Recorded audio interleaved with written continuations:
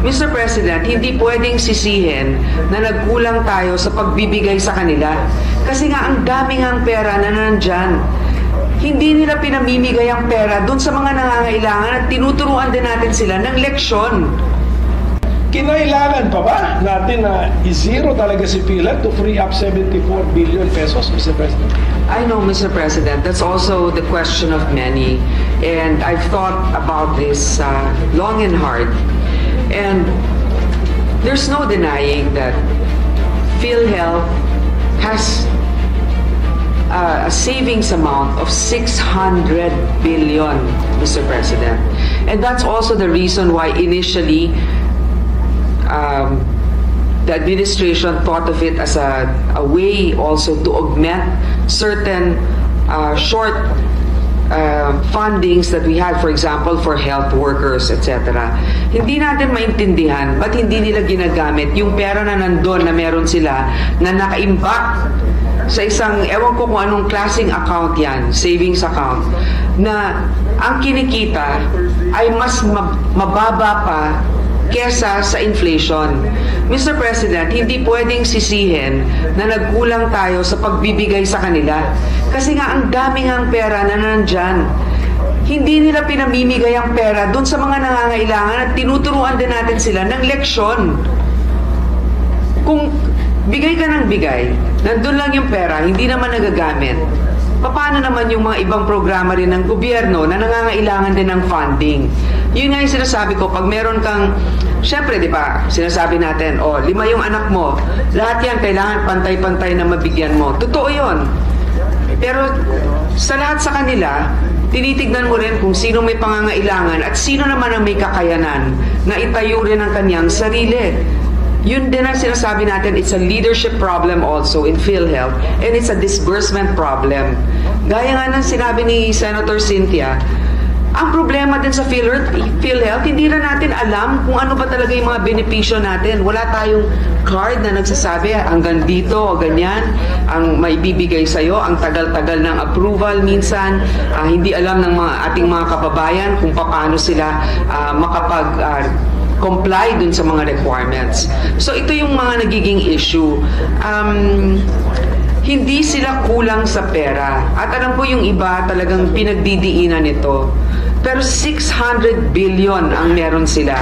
Samantalang ang dami natin din pangangailangan pagdating sa edukasyon, pagdating sa infrastruktura.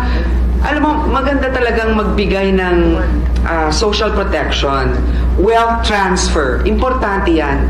Pero kailangan din natin ng wealth generating initiatives. Kasi hindi natin mapopondohan ang mga ibang bagay na magbibigay ng suporta sa ating mga kababayan kung ang gobyerno ay walang programa na magpapalago ng ating ekonomiya. I'm reminded of the saying that health is wealth.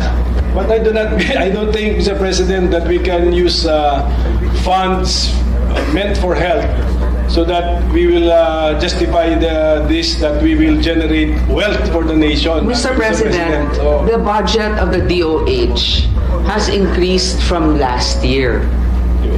So it may not have been an item, for example, in particular for PhilHealth. Pero,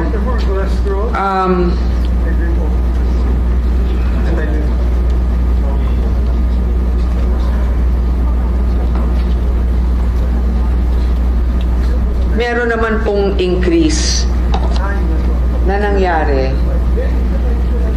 dito sa DOH from 241 billion 602 in 2024. Yung BICAM natin nasa 247,923. So we are, of course, health is wealth. That's very important. But also, health, the financial situation of our country, the economy, and wealth-generating initiatives are important so that we can support social protection initiatives such as the health sector. PhilHealth, ito ang isang very contentious. Okay? nakita natin na ang PhilHealth, yung subsidiya na ibinibigay ng gobyerno, na hindi man lang nila nagagamit. Okay? Ang PhilHealth ngayon, kung hindi ako nagkakamali, merong 600 billion na reserve funds. Nakadeposito lang yan sa, ewan ko kung anong account nila nilalagay, but definitely kung anong kinikita niyan, mas maliit pa mas mababa pa sa inflation. So, lugi pa yung gobyerno. So sa ngayon, ang PhilHealth ay hindi nabigyan ng budget sapagkat kailangan nilang gamitin muna yung kanilang reserve funds na kung nakikita ninyo, marami na ngang nagagalit dahil hindi nabibigyan ng tamang reimbursement. Hindi mabilis ang pagka-reimburse. Kung nakikita naman natin na ganong karami yung pera nila, kailangan gamitin nila yon dahil nasasayang lang. Anong ginagawa ba't nila iniimbak lang doon? Hindi nila ginagamit.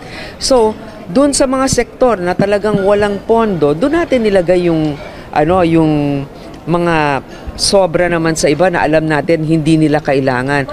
Sapagkat later on, di ba nakita na natin yung desisyon ng Supreme Court, sinabi nila hindi pwedeng pag naibigay na sa kanila, hindi pwedeng ilipat kahit na merong mga crisis situation or pangangailangan sa ibang sektor. Okay. Subsidy wala? Zero ba? Zero budget. Hindi naman sila zero kasi meron silang pang-operating cost. Okay. So, yun yung sinasabi ko. Pero yung allotment na ibibigay sa kanila ngayon ay nilagay natin doon sa mga departamento na mas nangangailangan. Okay. Hindi na binigay. Program daw po nakalahat. Ang program funds nakalahat. Oo, yung unprogrammed funds natin, hindi katulad ng dati na maraming nalagay sa unprogrammed, ngayon mas mababa na. Okay. Ano special provision dun sa pagbabalik ng Transfer. savings ng GOCCs mo. yung mga GOCCs, yung mga savings nila na ibabalik? Ay, hindi na natin nilagay kasi nga nagkaroon na ng desisyon ng Korte Suprema. Okay. Ma'am, paano assurance po na yung AKAP di magagamit for the elections next year? Malinaw yung provision. Sa tingin ko mas mabuti nang kayo na mismo ang tumingin doon sa provision na ilalagay natin kasi hindi ko na mahirap na baka may maiwan ako na dapat kong nasabi ukol dito. Ma'am, yung sa Okay, thank OVP you. po, kaya po ba hindi na nag-increase dahil hindi na humingi ang OVP na increase?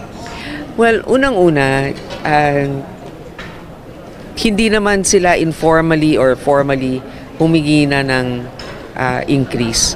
Kung meron man nasasabi siguro sa inyo through the media, pero hanggang dun sa pagsabit namin ng committee report, wala pa namang hiniling. At kung nandun kayo nung ating pagdinig, committee hearing with the Vice President's office, sabi nila, we'll leave it to Congress. But kahit naman sinabi nila yon, siniguro pa rin natin dahil may mandato din ng Vice President. So, siniguro natin na may pagkakataon pa sila sa social services. Merong about 600 million na pwede nilang gamitin para doon. Calendar